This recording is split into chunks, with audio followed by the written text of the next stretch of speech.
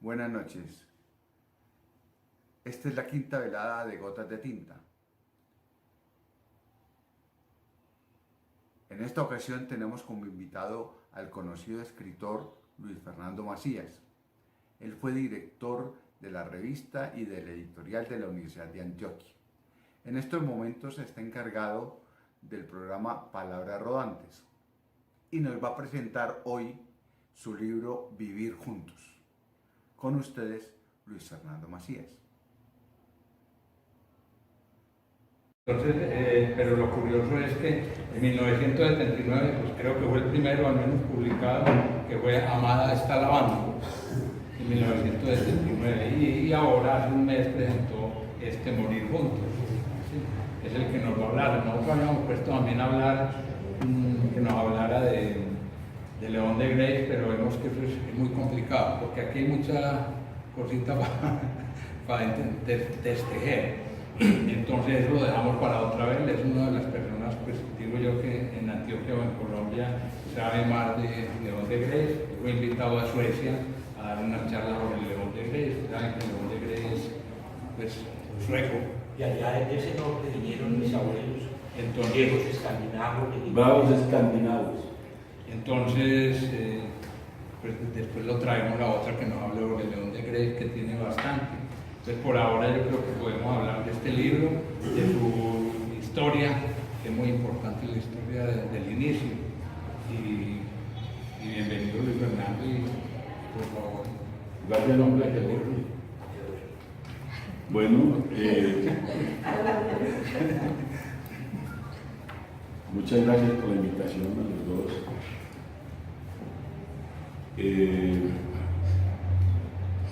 Este libro parece, por el paginaje, el más humilde de todos los que he publicado. He publicado otros más humildes, pero este no llega a las 110 páginas. Pero para mí, creo que significa como la síntesis de un trabajo de toda la vida, pensando en qué es la poesía, cómo escribir poesía, qué es la literatura, qué es la narrativa, cómo escribir narrativa, cómo llegar en la narrativa a las formas más sencillas posibles y al mismo tiempo la expresión poética más elevada y sublime. Yo en mi proceso de escritor no he escatimado en ningún esfuerzo para mejorar la técnica, mejorar el lenguaje, profundizar en los conocimientos del engranaje de la creación literaria. Me he hecho todas las preguntas posibles, he buscado todas las respuestas, busco donde haya.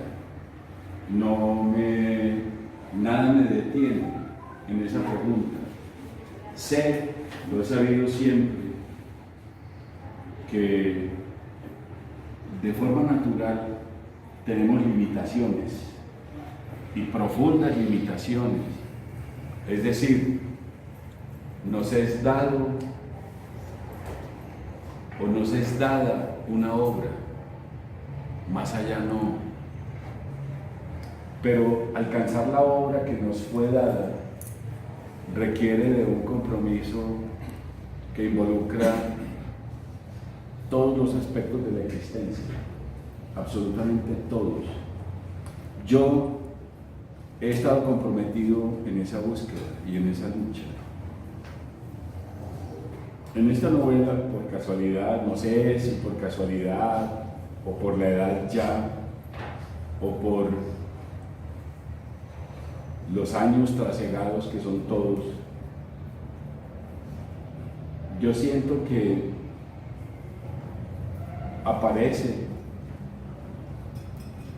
a veces por la voluntad misma, pero más allá de la voluntad, he entendido en mis búsquedas que no es suficiente la voluntad para la ejecución de una obra, que hay más allá de la voluntad, cuando uno la pone toda, circunstancias coordenadas que se tejen, que se hilan, que se confabulan, que se dan para hacer posible algo. Esta obra me ha enseñado que por encima de la conciencia y de la voluntad está lo inconsciente que obra en nosotros. Algo sobre lo que no tenemos control. Es nuestra constitución esencial, viene desde el fondo, desde atrás, desde la historia, desde los remotos tiempos, y nos hace posible unas frases, unos párrafos, unos personajes, unos acontecimientos que constituyen una cosa misteriosa que es la ficción literaria, y en esa cosa misteriosa que es la ficción, preguntas y respuestas sobre lo que somos, sobre el papel que cumplimos en la existencia y sobre el sentido que esa existencia tiene. Esta novela, por no sé, entiendo, descubro, inclusive después de haberla publicado, que hay tejidos y engranajes que están atrás o encima de uno y que obran en uno de tal modo que le permiten algo así.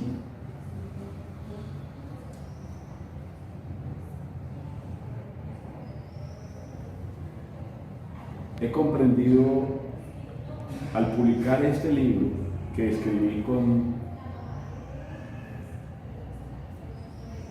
como con una fiebre, unas ganas, una dedicación plena durante muy breve tiempo, muy breve lapso de tiempo, que aquí se conjuntaba todo lo que había hecho en la vida y todo lo que había vivido, estudiado y sentido, y todo lo que en mí había vibrado en la condición de una existencia humana común y corriente, que se da y es, y se manifiesta también en palabras. Desde que salió hace unas pocas semanas, he tenido ocasión de releerlo varias veces. Yo he escuchado declaraciones de escritores que dicen que publican un libro y que se olvidan de él y no lo vuelven a mirar y que no les importa y que eso es un asunto superado. Yo no he superado este libro me supera a mí. Lo vuelvo a leer y al volverlo a leer aprendo cosas que no sabía, entiendo cosas que no entendía. Es mi maestro en este momento mayor y me ha permitido ir comprendiendo cuál es el verdadero lugar que se me ha asignado en la existencia, y me complace de algún modo ese lugar. Por eso quería, cuando George me invitó, presentar este libro. Voy a leer un capítulo, el tercero. Los primeros capítulos de este libro, tanto el capítulo grande, No dejen que se vaya mi novio, como los 4 primeros capítulos del otro capítulo titulado Morir Juntos. Son capítulos de presentación, es decir, la acción que rige los acontecimientos de la trama narrativa no empieza, se presenta. Se presenta pausadamente, capítulo tras capítulo, aisladamente, capítulo tras capítulo, y la acción real de la narración, del hilo narrativo, empieza más adelante. Entonces este capítulo tercero corresponde a la presentación o al planteamiento de el personaje central, no de este libro, sino de una serie de libros que viene, ahí tiene George, Gambito de Rey Aceptado, que después fue publicado con el título de Eugenia en la Sombra. Es el mismo libro con algunos cambios. Y Aurelio nace en ese, bueno, antes de ese libro Aurelio había nacido en un cuento que se llama El Primo y la Cometa.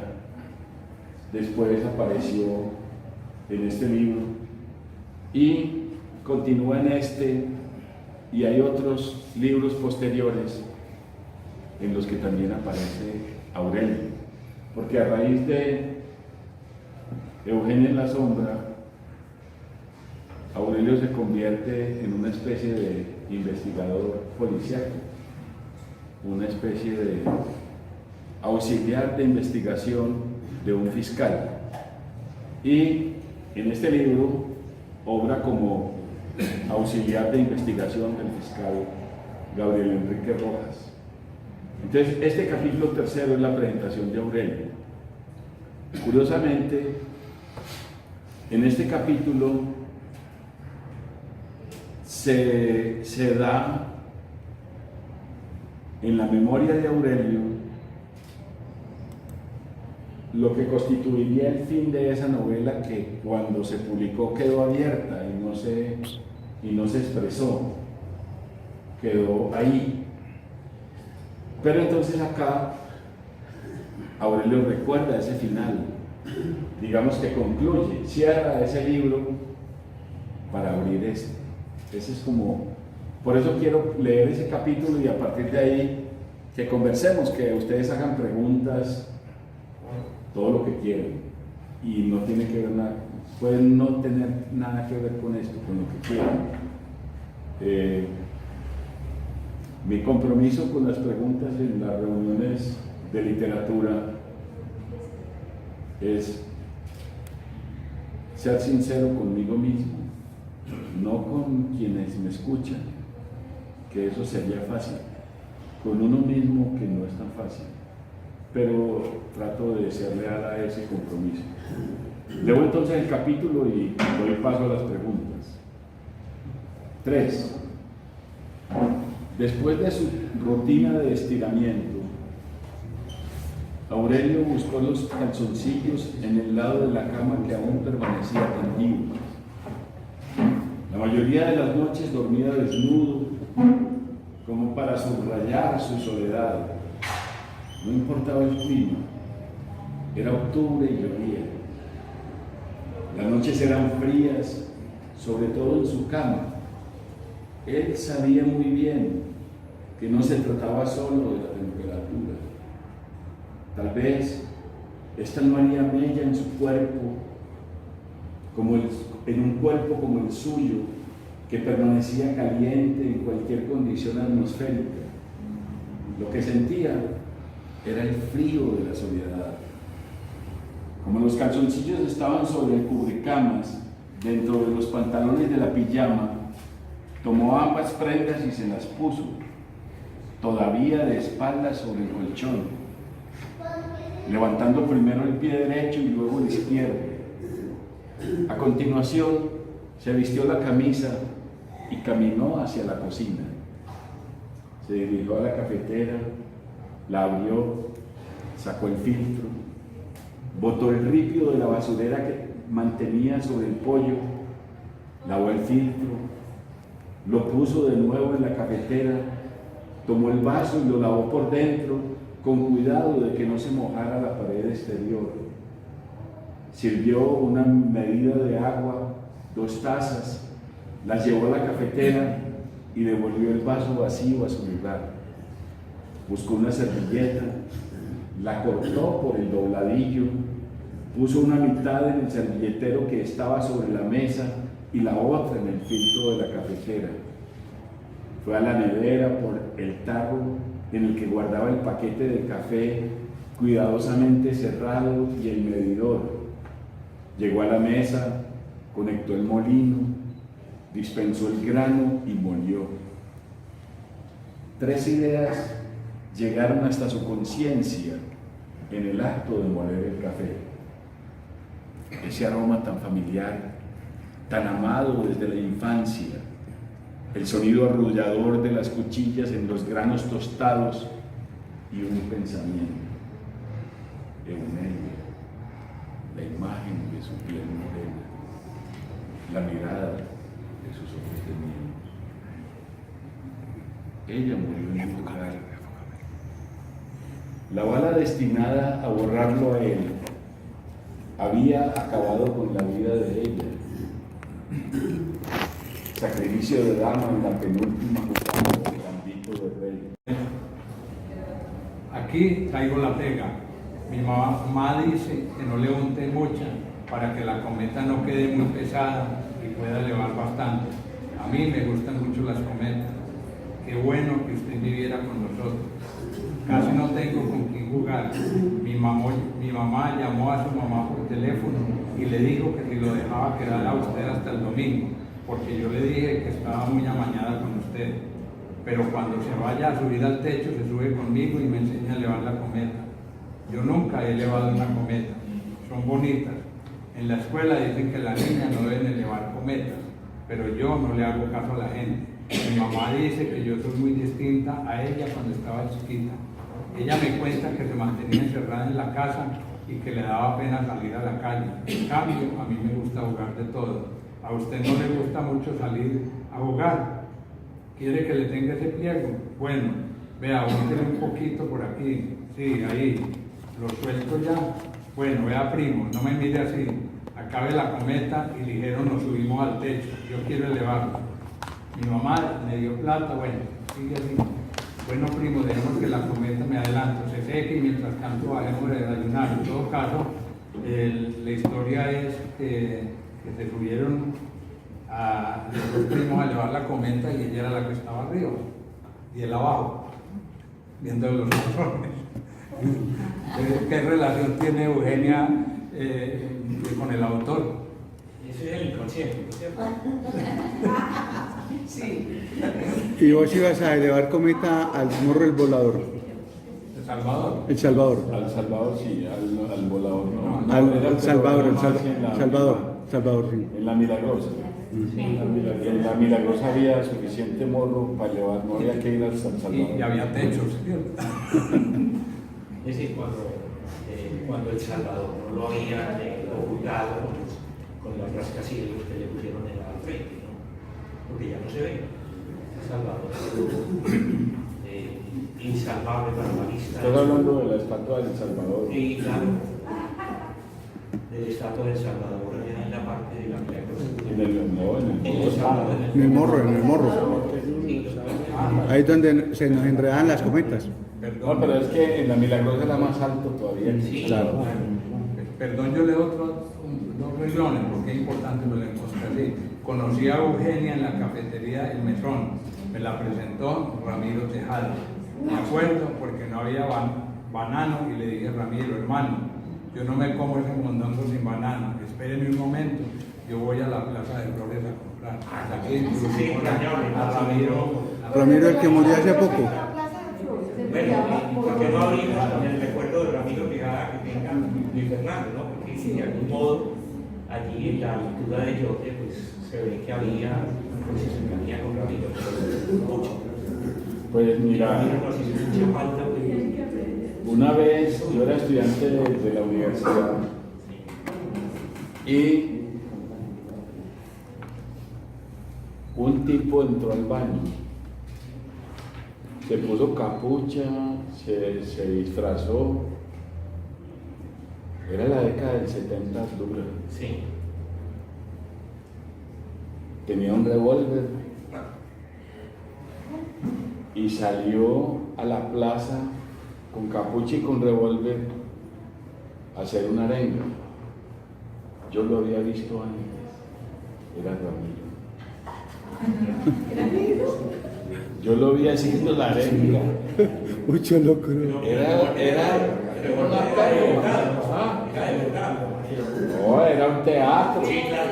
No, pero de verdad. Ah, de verdad. O sea, Un teatro de verdad. sí, no, eso era un teatro verdadero, una cosa hermosísima. Sí, sí, sí. Él fue, se metió al baño, yo lo vi cuando entró, lo vi cuando se puso la capucha, lo vi cuando salió con el revólver, lo vi cuando salió a la Plaza Barrientos y armó una bulla ahí.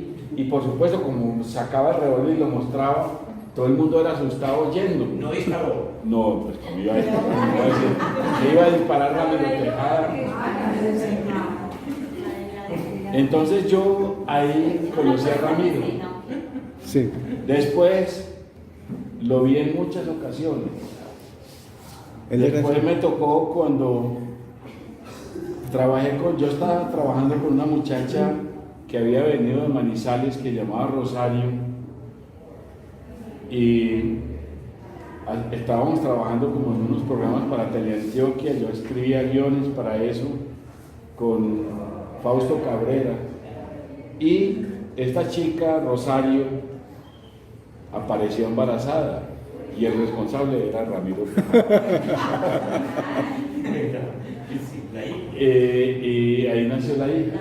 Entonces yo me hice muy amigo de Ramiro y lo conocí también. Yo iba, en una época yo tenía una novia que se llamaba Lola y que ella estudiaba psicología en la universidad y yo hice las dos carreras, psicología con Lola y literatura conmigo.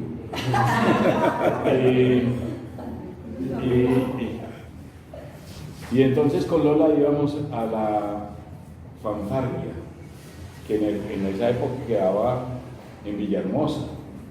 Y en la fanfarria Ramiro era un niño y el dramaturgo era Freire y nos gustaban las obras de Freire y bueno, estábamos ahí en ese mundo, íbamos a la Cámara de Comercio a ver las películas de Bergman y entonces toda la vida, desde siempre, yo estuve de alguna manera al lado de Ramiro. Entonces cuando escribí esa novela, que en esa época se llamaba Gambito de Rey aceptado, ahora se llama Eugenia en la sombra,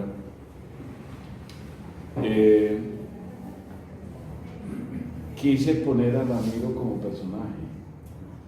Entonces lo que leyó George es un monólogo de Vittorio, el que ahorita en esta novela recuerda a Aurelio que le dice. Victorio está diciendo que Ramiro le presentó a Eugenia a Vittorio. Entonces,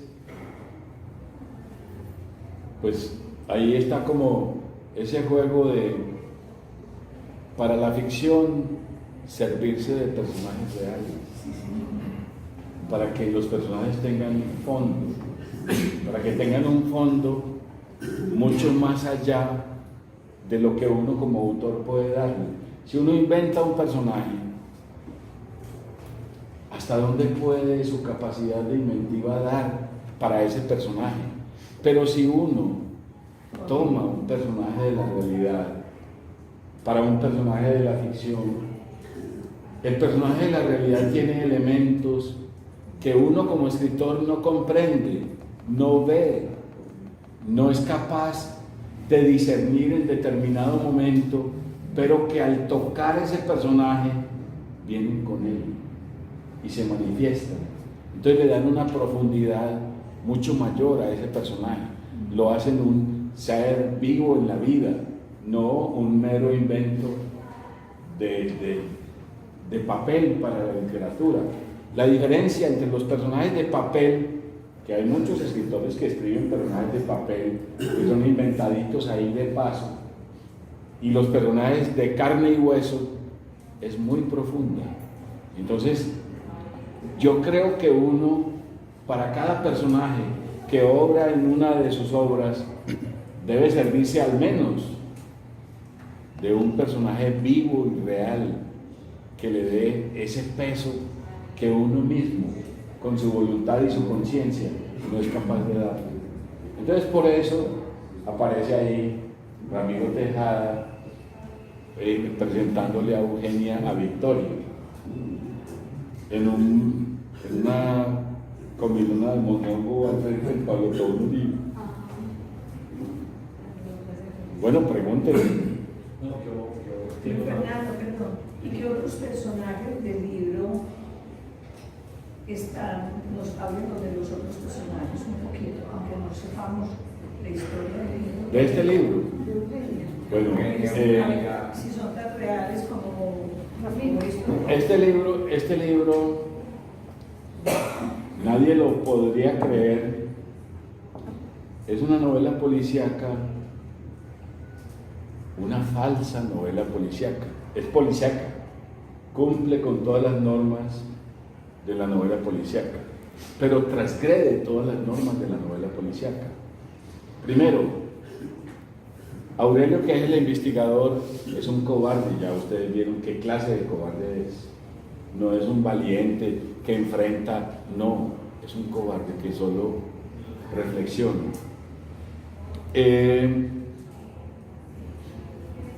Está prohibido para las novelas policíacas las historias de amor. Y la historia más importante de esta novela es una historia de amor. Los personajes centrales de la novela son un par de ancianos. Él tiene 81 años, ella tiene 78. Se conocieron 45 años atrás en el autoferro entre La Pintada y Bolombolo, y él la vio frente a la ventanilla del tren, del vagón, y se enamoró de tal modo, que 55 años después, está todavía totalmente enamorado. Están tan enamorados que su asunto es cómo morir juntos, cómo morir el mismo día. Porque entienden que la máxima expresión del amor es morir juntos. Por eso la novela se titula Morir juntos. Es una novela de amor. Yo simplemente a preguntarle a Fernando, en el libro de Arturo Guerrero, se llama Amor Navío, un libro que publicó, también hace unos relatos de esas parejas que juraban un amor eterno y terminaban y morían solamente juntos. Y contó, por ejemplo, el caso, que ese sí me acuerdo, de un profesor muy destacado antioqueño, Conrado González Mejía. Conrado González Mejía murió y a la media hora murió la mujer. Y bueno, esas historias que narra Arturo Guerrero, pues se repiten cantidades. ¿Hay alguna conexión entre este Morir Juntos y la obra de Arturo? Pues yo no conozco a Arturo Guerrero, pero con seguridad ya estás estableciendo la conexión. La hay. Y tanto, yo, cuando él presentó la obra, yo en esta librería de, no sé, tal vez en la librería Continental, bueno, yo estuve y me acuerdo incluso que hasta le hice un juego de palabras que yo le dije, no es el amor, no es el amor bebido, sino el amor guerrero de Arturo Rabino, porque realmente me impresionó mucho pues, toda esa narrativa en donde de una manera allí como simultánea se morían esas parejas, pues que la historia pues, está plagada por revueltas y eso pues es algo como canónico de la historia universal de los amores, Correcto. morir juntos. Claro. Sí. Esa es la idea, pues. Acá ellos se inspiran, los personajes de esta novela se inspiran en un cuento que se llama El Anillo Mágico. El Anillo Mágico es una historia de los hermanos Grimm, donde ellos viven durante 40 años y a los 40 años Dios les concede la gracia de morir el mismo día. Entonces ellos, inspirados en eso, quieren morir juntos. Resulta que acá mueren de forma violenta, mueren juntos, un auto fantasma los atropella a los dos ancianos y al hacer la autopsia descubren que la expectativa de vida de ella era unos 18 años, en cambio la expectativa de vida de él era máximo 2 años. No era posible que murieran juntos y se habían prometido mutuamente morir juntos. Luego, la única alternativa era otra. ¿Y esa otra cuál era? Es decir, esta novela te está preguntando qué tanto si los mató un carro fantasma o qué tanto ellos fueron al carro fantasma, qué tanto hay de voluntario en esa muerte, en ese, si inconscientemente sabían que no podían morir juntos, inconscientemente podían resolverlo de otro modo. Ahí hay un asunto. Esa es una idea de Freud, de los actos fallidos. ¿Qué tan inconscientes son? ¿Qué tanto hay una voluntad de lo inconsciente en el accidente que estoy teniendo? Y por otro lado, entonces se presenta la otra tragedia, la tragedia del conductor que mata, que se encuentra con 2 ancianos en la calle, los eleva y los mata, y viene su historia. Bueno, esta novela trata de esas 2 tragedias, de ese asunto filosófico, de la voluntad de morir accidentalmente y de la pregunta de el que resuelve los casos, Aurelio, el investigador, por su propia situación. ¿Qué tanto eso que está viviendo ahí no es más que un espejo de lo que a él le ha sucedido y le viene sucediendo y se expresa en un conflicto mucho mayor que es los hijos de Caín, los que matan? Aurelio ya es uno que mató. Él es un hombre bueno, pacífico, paciente, cobarde, pero mató. Él le disparó a Victorio. Victorio se lo merecía, sí, pero él le disparó y él, aunque Victorio se lo mereciera, no quería matarlo. Él no quería matar a nadie, él no quería ser Caín, y le tocó serlo, y le tocó, bueno, esta novela es la pregunta de Aurelio, ¿yo por qué soy Caín si no quiero serlo? ¿Y qué significa Caín en la existencia humana? Esa es una pregunta, yo creo que más que filosófica es teológica, Sí, va mucho más allá. está en San Pablo, justamente. Es decir, hacemos lo que no queremos. Y eso pues es como el signo que viene la muerte. Bueno, es una novela, se lee fácil, en un momentico. Se escribe fácil, yo la escribí en 2 meses.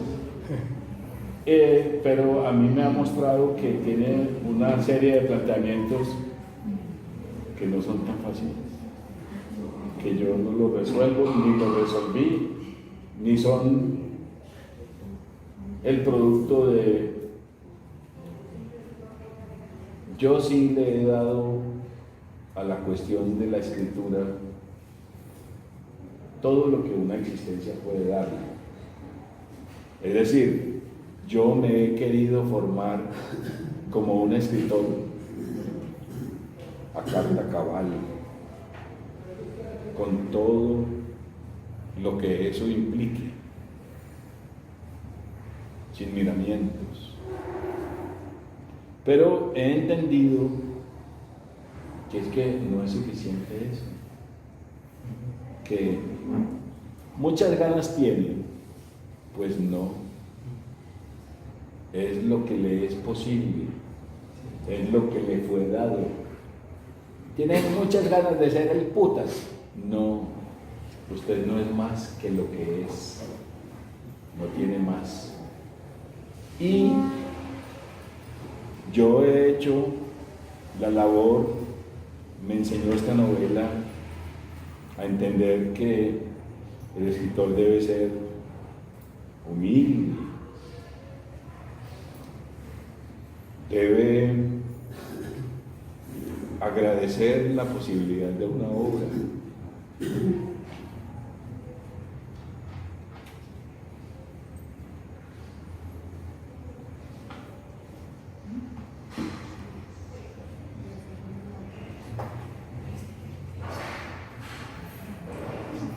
Debe, en la medida de lo posible, que no es posible siempre,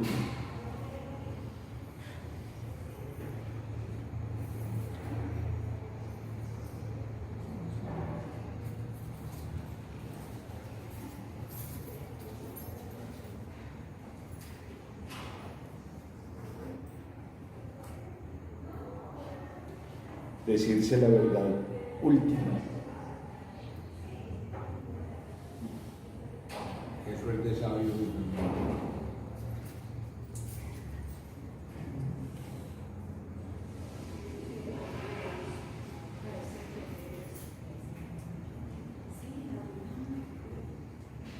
Yo creo que no fue por el whisky que me tomé antes de venir.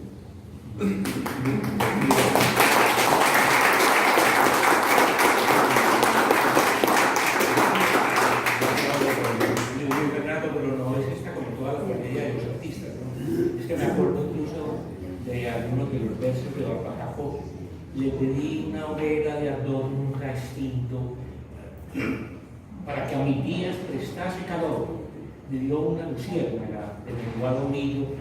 Yo quería un sol.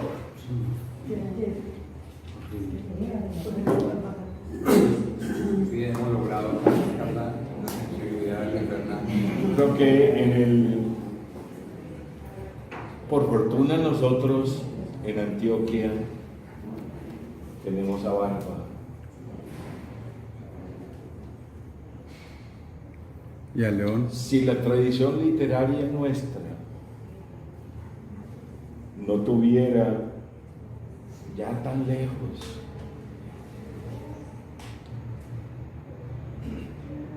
ese hombre puro, tal vez no sería lo mismo, no seríamos lo mismo. Tenemos una tradición rica, poderosa. No es cualquier tradición.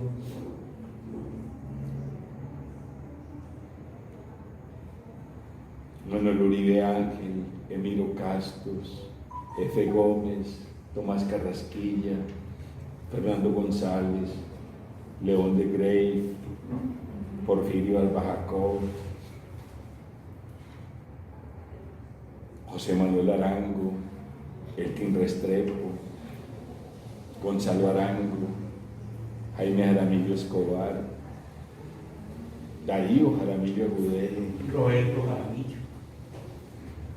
Bueno, hay una tradición entre nosotros de una dimensión al máximo nivel de la literatura que con toda tranquilidad la literatura nuestra en su tradición desde Epifanio y Gregorio hasta los jóvenes que hoy escriben que son buenos en los talleres.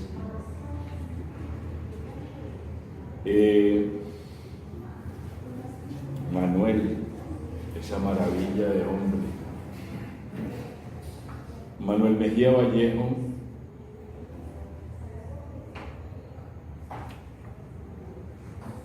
tan puro como barba,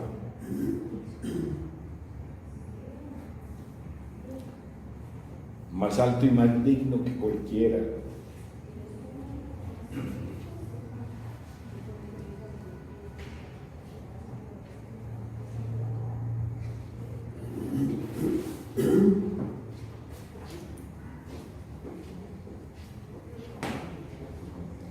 El hombre más generoso que yo he conocido.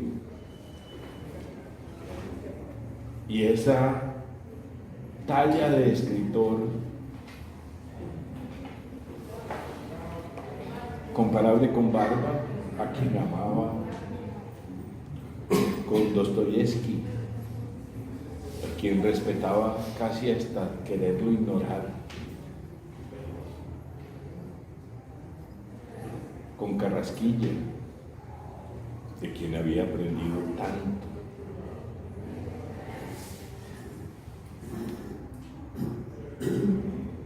Y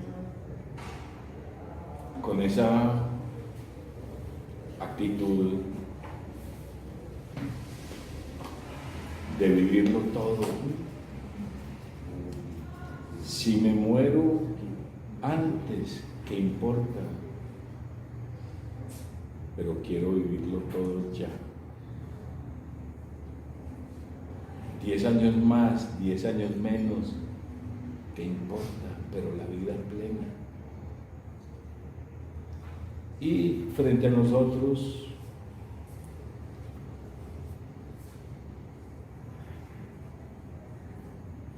sus alumnos, generoso,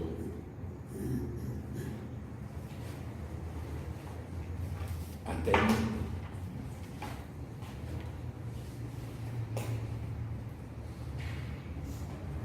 Antes de que publicáramos una línea,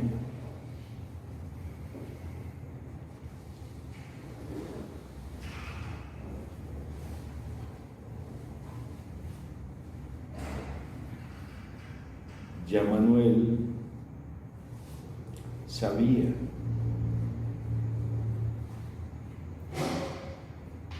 qué íbamos a hacer hacia el futuro.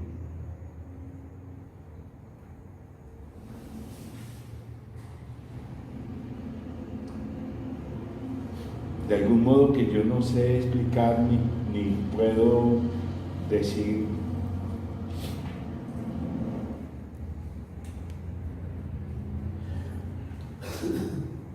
Manuel sabía que 21 años después de su muerte,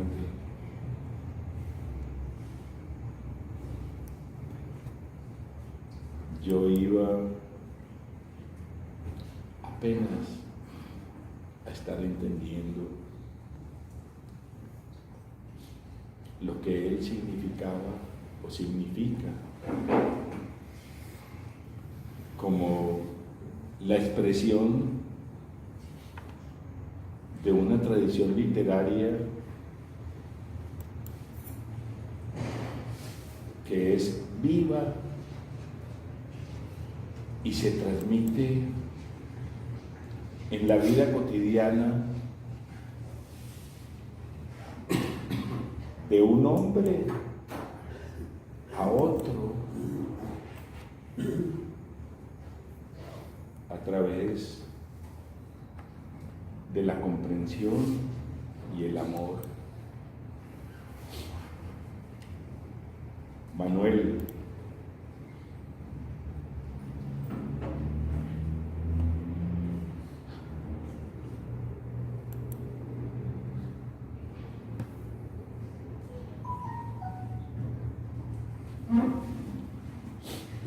Mejía Vallejo,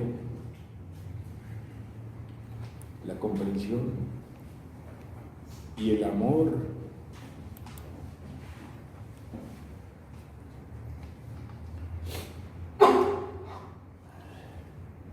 en la profundidad de la existencia de una tradición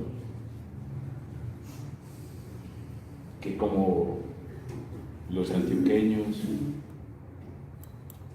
hace posible la belleza sublime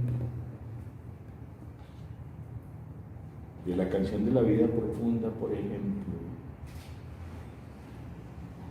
y el horror sublime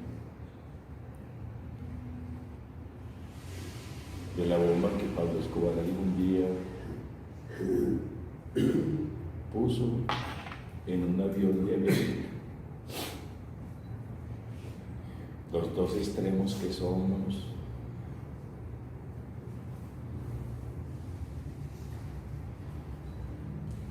las posibilidades que somos como pueblo, como cultura.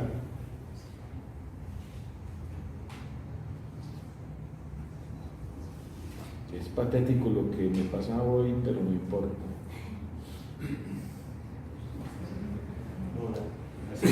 Agradezco esta opción, esta posibilidad.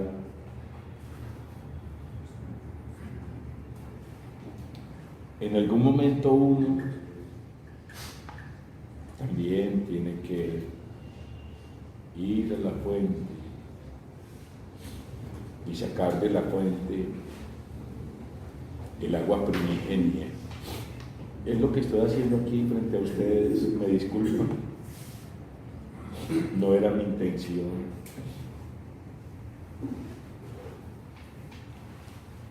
Pero bueno, está bien. Tú dijiste que con ese libro te ibas a reencontrar, lo estás haciendo. En la fuente. Preguntas. Y nos está haciendo pensar demasiado nosotros también. Muy bueno, hay una cercanía muy grande entre Mejía Vallejo y Barba. Incluso mucho antes de que Fernando Vallejo, a partir del 72, emprendiera un viaje a México, ya allí al finalizar la época del 60, Mejía Vallejo había ido a Centroamérica tras de las huellas de Barba. Bueno, distinto. Manuel no fue detrás de las huellas de Barba. Sí. No, Manuel fue... Incluso publicó un libro que se llama El hombre que parecía un fantasma. Sí, pero Manuel, mira, Sí. Manuel se tuvo que ir de aquí porque lo iban a matar. Y se fue primero para Venezuela Sí. y después se fue para Centroamérica. Él cuenta, nos contó a nosotros, que en Centroamérica vivía del póker, jugando póker, y de los concursos de cuentos. Ganó muchos. En esa década del 50 ganó muchos concursos de cuentos, Manuel. Pero iba viviendo en los distintos pueblos, no porque fuera buscando a Barba, sino porque iba viviendo, pero se lo iba encontrando. Él iba encontrando dónde había estado, con Sí. quién. Y lo compré en ese libro que se llama El hombre que Sí, parecía un con fantasma. Arévalo Martínez. No, Arévalo fue en 1924, porque Arévalo Martínez... No, Manuel nos hablaba mucho de Arévalo Martínez y nos contaba lo que les decía, Sí, la claro. manera como se había relacionado con Barba. Entonces Manuel, cuando vino acá, de hecho yo con Manuel presenté el libro de El hombre que parecía un fantasma Cuando Manuel logró publicar ese libro, se publicó acá, lo publicaron en hojas de papel de la Universidad Nacional. Sí, yo tengo ese texto. Manuel me sentó a mí al lado de él para presentar ese libro. Yo no tenía nada que decir, solo escucharlo a él. Ya Manuel había hecho eso, pero no buscando a Barba.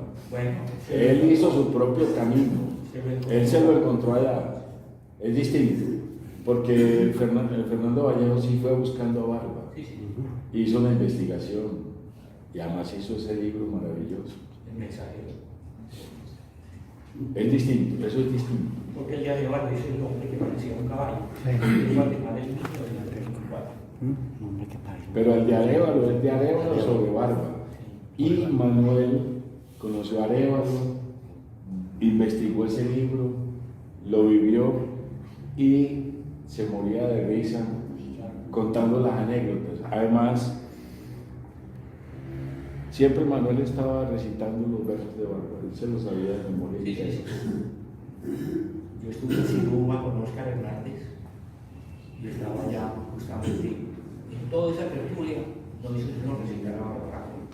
En toda parte, eso es lo que se Bueno, hay una cosa que tiene que ver con nosotros y con el personaje que te ha gustado más, que es León de Grave. Y ahora mencionabas también a F. Gómez y a otros. ¿Qué nos podías contar de aquellas tertulias de los años 20 en la casa de María Cano, en donde participaba Luis Tejada, que tiene que ver con Gotas de Tinta, León de Grave, F. Gómez y otros? A ver si nos podías algo ilustrar en ese campo. Bueno, Luis Tejada perteneció al grupo de los Panidas, era 1913. Ahí estaban Fernando González, Manuel, Tartarín Moreira, Jorge Villa Carrasquilla, Teodomiro Izaza, Pepe Mexía. Ese grupo de los Panidas, digamos que hasta donde yo sé, se reunían en el Café El Globo, en Boyacá, con Palacé, a un lado de la Candelaria, en el segundo piso. En esa oficina que la pagaba Carrasquilla. Se reunían ellos y leían, dibujaban, se prestaban libros. Los libros llegaban a la librería del Negro Cano directamente por el río Magdalena, el Nus Camino de Lito. y las mulas que llegaban acá de Río Negro en francés y en inglés, y ellos aprendieron a leer en francés y en inglés. Y leían ahí y forjaron esa revista, Panida. León de Grave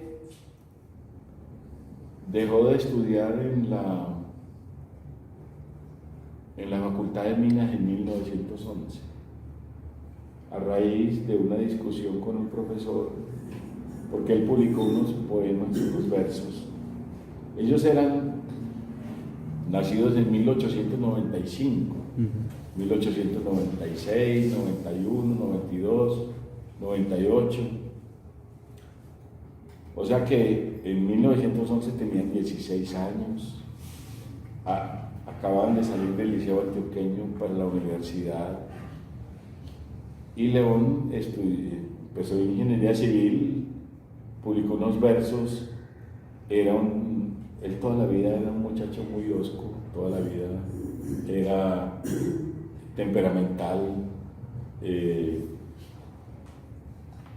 de carácter difícil. Entonces un profesor le hizo un chiste sobre unos poemas porque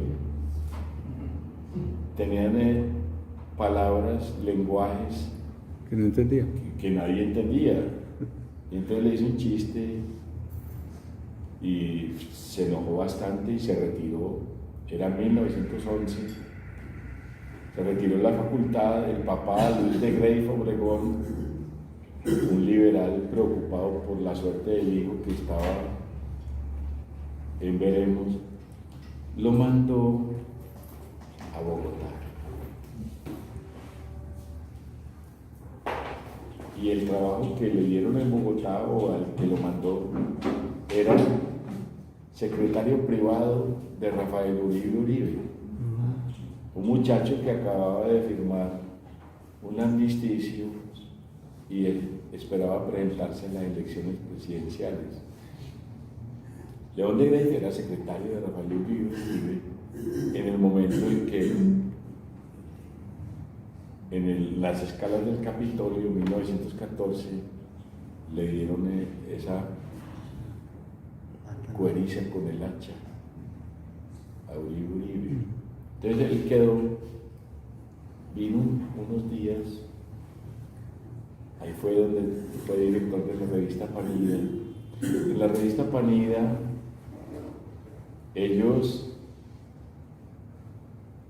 esa es una hermosísima revista donde se ve el Fernando González de Pensamientos de un Viejo, el León de Grey de Tergiversaciones, el Ricardo Rendón, que unos pocos años después se convirtió en el gran caricaturista de Colombia, el Tartarín Moreira, que dio ocasión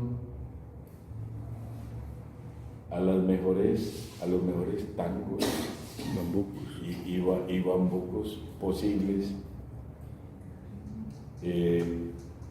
Bueno, ese grupo,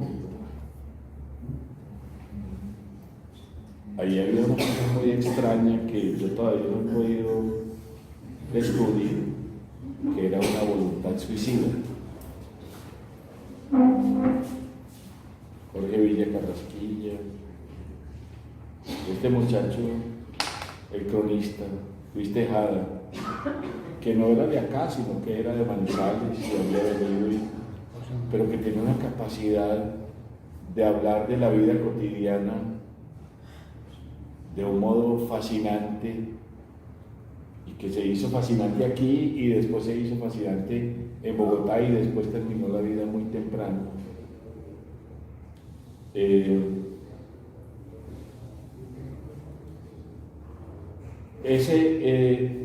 Digamos que ese grupo eran los muchachos 18, 15, 16, 20, 21 años, eran los muchachos de la época, rebeldes, que se enojaban contra León de Grey. Escribió gente necia, local y chata. Villa de la Candelaria. Villa de la Candelaria, en 1913, es la misma época. Fernando González escribió Juan de Dios y Juan Matías, distintos monólogos, lo mismo, 1911, Colegio de San Ignacio,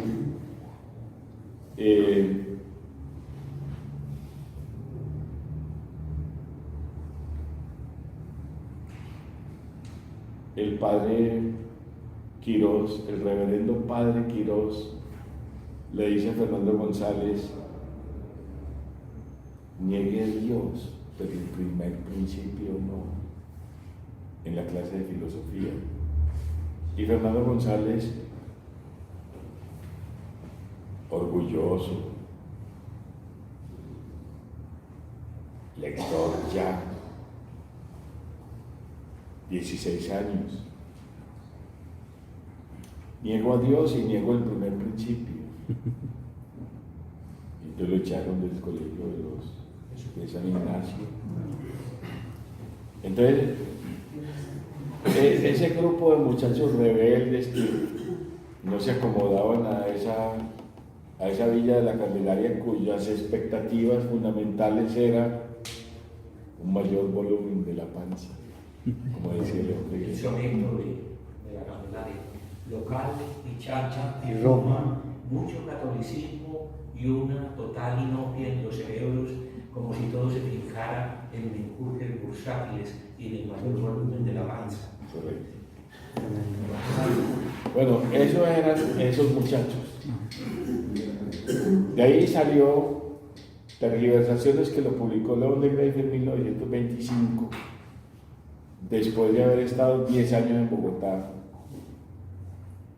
Salió Pensamientos de un viejo, que lo publicó Fernando González en 1916, después de haberse encerrado entre el 14 y el 15, entre el 11 y el 15, en la finca del Retiro de los Ochoas. Y esa revista Panida, que digamos que es una visión, sobre todo en la literatura francesa de la época, en estos territorios. Ellos leían a Rémy Drummond, leían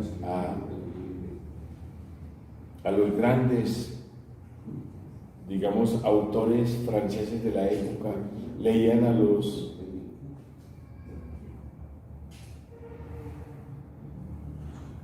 Baudelaire, Rimbaud, a los proscriptos de la literatura francesa, y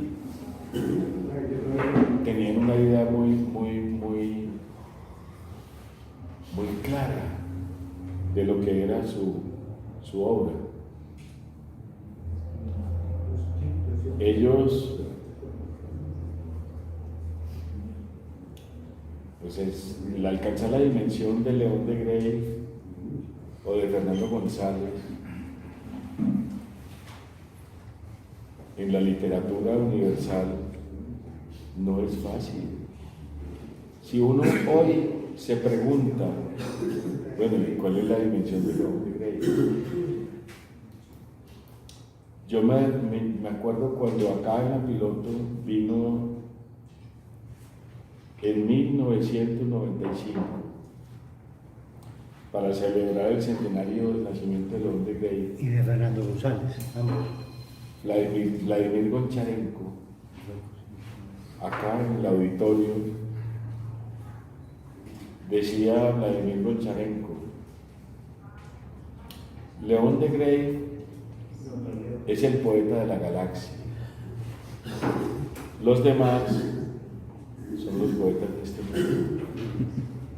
Yo le pregunté, yo que ya estaba escribiendo el glosario de referencias léxicas y culturales en la obra de León de Greiff, le pregunté, dígame una cosa, usted cuando dice los demás, ¿a quiénes se refiere?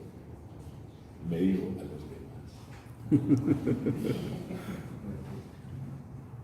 Es decir, para Vladimir Goncharenko, ese era el gran poeta de la historia de la poesía. A mí eso me cuestionó mucho. Yo hoy estaría de acuerdo con León de Greiff. Después de eso, por supuesto, fui director de la editorial de la Universidad de Antioquia y publiqué los 4 volúmenes de la obra dispersa de León de Greiff. Publiqué León de Greiff para todos, una antología que hizo Yalmar, el hijo.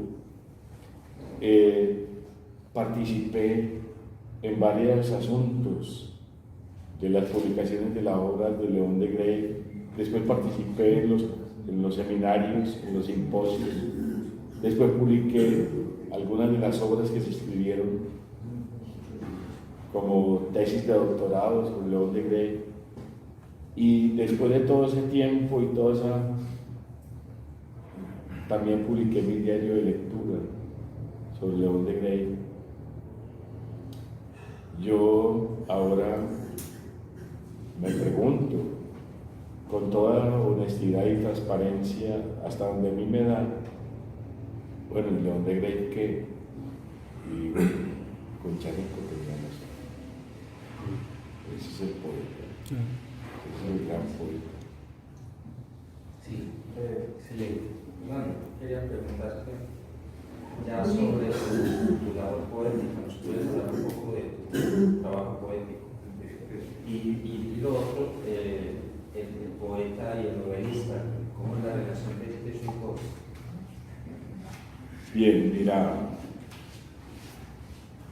yo empecé escribiendo poemas. Y ahora que está tan sensible, Sentimiento en el agujero del reloj de arena, aferrado a ti, mi ser deviene polvo. Nada.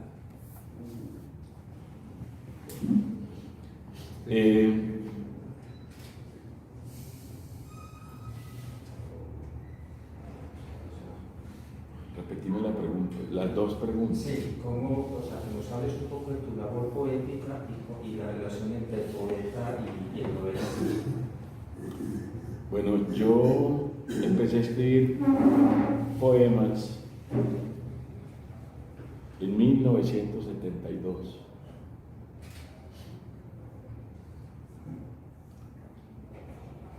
A raíz de la muerte de mi padre. Todavía no había muerto, sino que iba a morir.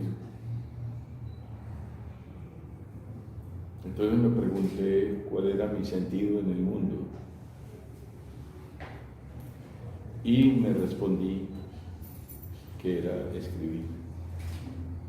Entonces empecé a escribir un poema a la muerte de mi padre.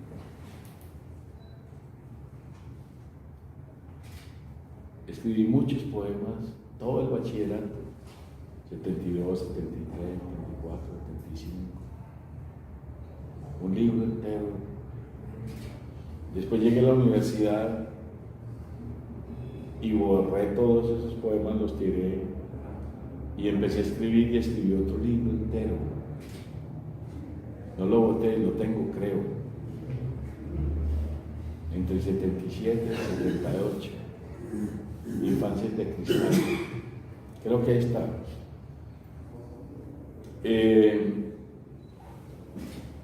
Después hice ese libro a un lado y empecé a escribir otro.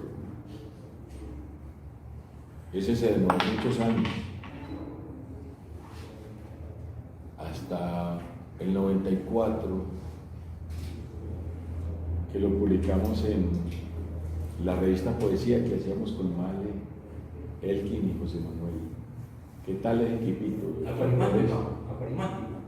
No, la revista Poesía. Después de Aquarimántima, hicimos una revista, Male, que está ahí a tu mano izquierda, Elkin y José Manuel y yo. Éramos los cuatro que hacíamos la revista.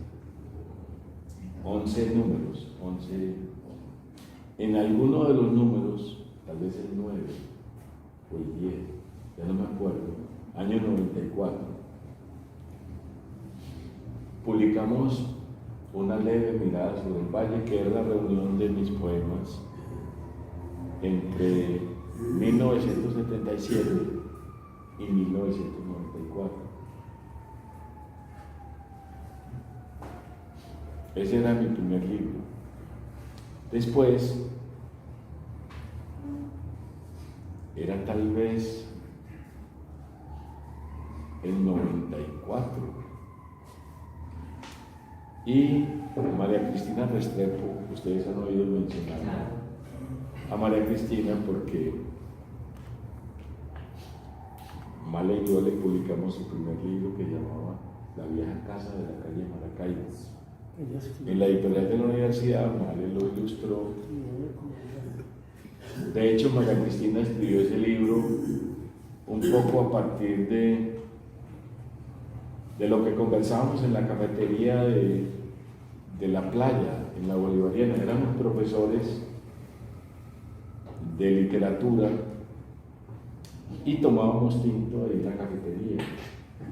Y María Cristina escribió un texto que se llamaba Elías, y se refería a un mayordomo de la finca a la que ellos iban el Río Negro. Yo le dije, María Cristina, ahí tenés un libro, es una hermosura de libro.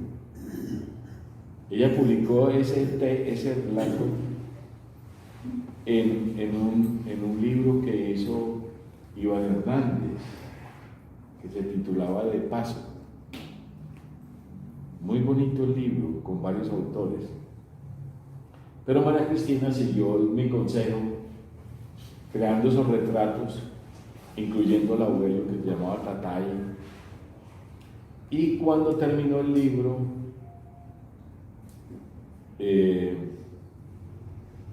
Male ya era mi alumna en bolivariana, en diseño, y le pedimos que ilustrara ese libro. Entonces hizo unas ilustraciones. Ese era tu primer libro, Male. Primero fue La Rana. Ah, pero es que La Rana era anterior. Este era el segundo. Hicimos en el propio bolsillo La vieja casa de la calle Maracaibo, de María Cristina Restrepo, con ilustraciones de María Adelaida Correa, y yo hice el prólogo y la edición. Ese libro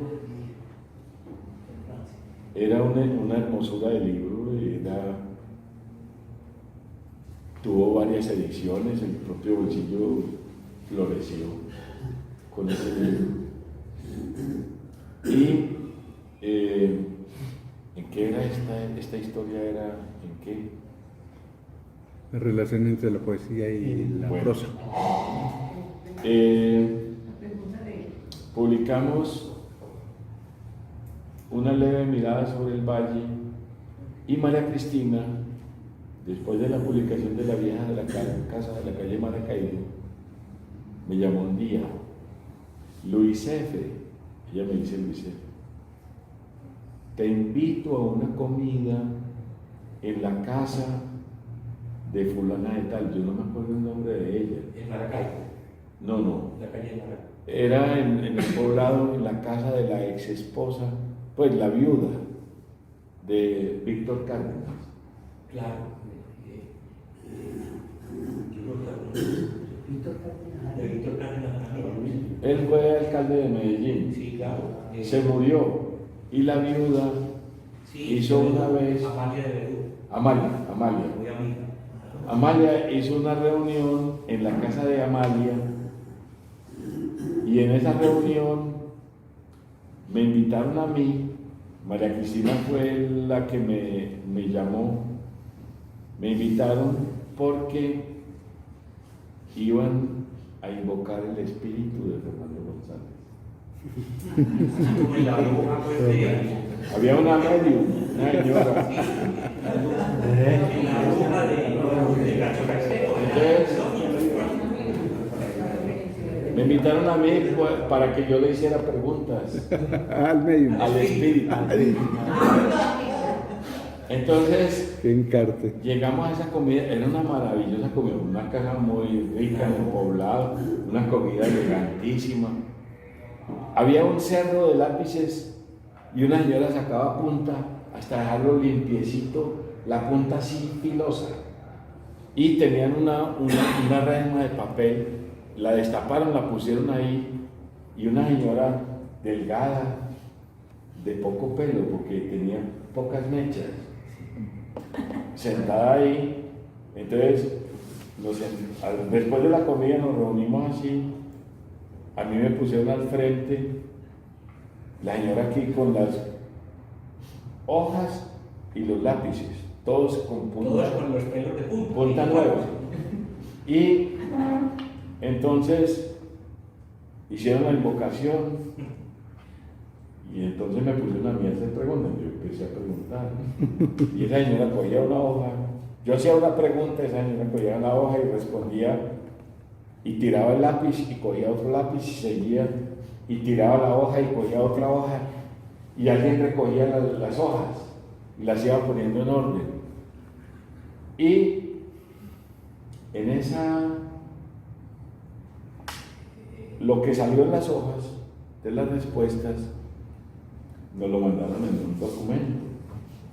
Ahí tienes una novela ya escrita sobre eso, ¿no? No. Ah, es El una documento que llegó, yo creo que yo tengo el documento en algún libro de mi biblioteca, no sé cuál. Llegó y en una de las respuestas decía: ¿por qué no escribes un libro con esas ideas que hay en tu cabeza sobre el tiempo? Le pones un título común y corriente, de tal modo que el libro después contradiga lo que dice el título. Entonces yo escuché, era un consejo que me daba Fernando González a mí a través de la Medium. Entonces yo leí eso y dije, ves, y me puse a escribir La línea del tiempo. La línea del tiempo son una serie de poemas que tratan el tema del tiempo. El título es La línea del tiempo, lo más sencillo, lo más elemental. Pero los contenidos de los poemas contradicen esa idea.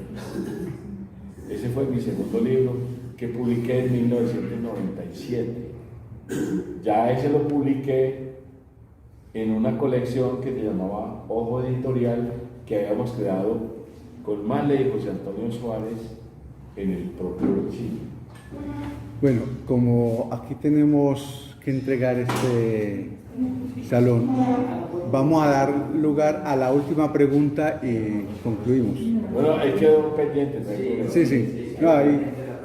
Entonces, a ver. A ver, yo hago como una especie de comentario. Una de las cosas que más me ha impresionado de esta tertulia era de la compenetración del escritor con su obra. Es la idea de los personajes de papel y de los personajes tomados de la realidad.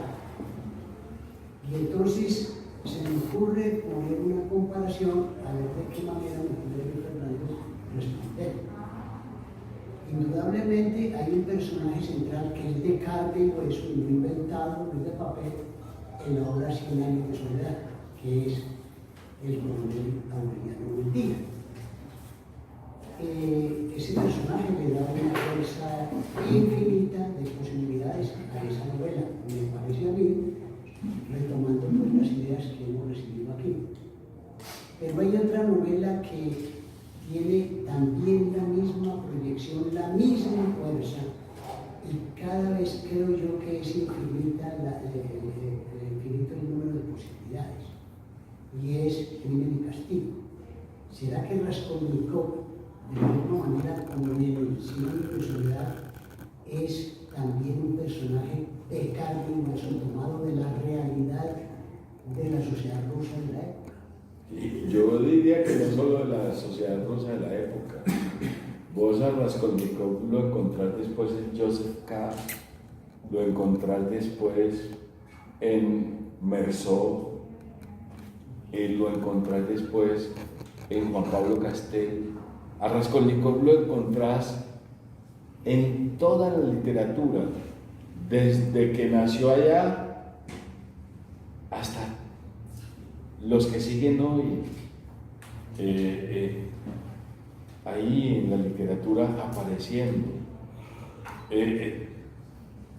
No es un arquetipo, no es un prototipo, es un individuo con pelos y señales, con características específicas, pero aparece una y otra vez en la literatura. La literatura es así. La literatura, el problema de la literatura es el hombre, lo humano, la condición del hombre, la condición humana, lo que hay de destino, fatalidad, verdad, posibilidad, inquietud en todo lo que le acontece al hombre. La literatura está en ese lugar preguntándose y encuentra personajes que dan respuesta a situaciones concretas. Yo creo que este Aurelio, que es Caín, tiene mucho que ver con ese Raskolnikov, que también es Caín. Hacerle una pregunta adicional. ¿Nos podría dar un ejemplo de una novela que tenga un personaje de papel inventado por el actor, por el autor, y que tenga o bien mucha fuerza o que se haya frustrado como la literaria? Yo tengo muchos ejemplos de eso, pero aquí, digamos que la dignidad del oficio me dice, ese tipo de ejemplos no. Yo te digo la idea, o cómo es que se dice, le digo el crimen pero no el santo. Santo, el milagro pero no el santo. El milagro pero no el santo. Porque no respeto.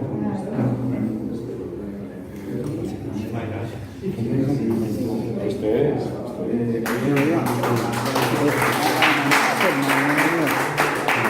Bueno, muchas gracias a todos por la asistencia, a Luis Fernando por todo lo que nos ha comentado hoy y nos vemos dentro de un mes. Muchas gracias.